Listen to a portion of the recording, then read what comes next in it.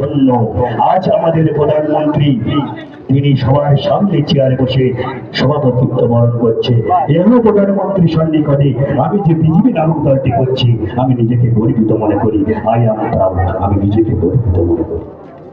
কারণ ধন্য ভারতবর্ষে উনি আসার পর হয়েছে। ভারতবর্ষ একটা বৃহত্তর গণতন্ত্র রাষ্ট্র, যে রাষ্ট্রের সমস্ত দেশ ভারতবর্ষটাকে কেড়ে নেওয়ার ধান্দায় থাকে। কখনো বাংলাদেশ, কখনো পাকিস্তান, কখনো জাপান, কখনো রাশিয়া, কখনো আমেরিকা।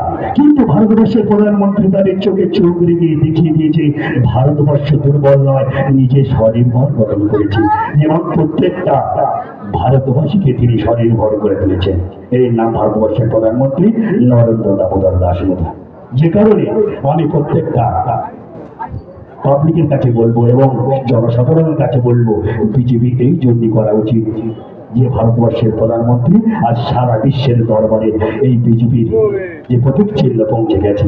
আমি তৃণমূলকে আঞ্চলিক দল বলবো, কারণ পশ্চিমবাংলা ছাড়া তৃণমূল আর কোথাও ঠাঁই নেই। যে ভারতবর্ষের প্রতীক চিহ্ন সারা বিশ্বের দরবারে আজ পৌঁছে গেছে। দেশ, রাষ্ট্র, জাতি নির্ভর করে তিনটি স্তম্ভের উপরে: আইন ব্যবস্থা, প্রশাসনিক ব্যবস্থা ও স্বাস্থ্য ব্যবস্থা। আমরা শিক্ষা ব্যবস্থার ক্ষেত্রে কি দেখেছি? যোগ্যতম শিক্ষক তারা পদের প্রান্তরে বসে শত শত দিন ধরে চোখের জল ফেলেছে, আর অযোগ্য যারা তারা স্কুলে গিয়ে পঠন পাঠন করেছে। এই হলো শিক্ষার অবস্থা। মমতা বন্দ্যোপাধ্যায় এক সময় নিজেকে মানবিক মুখ্যমন্ত্রী বলে দাবি করত, এক সময় সততার প্রতীকী বলে দাবি করত।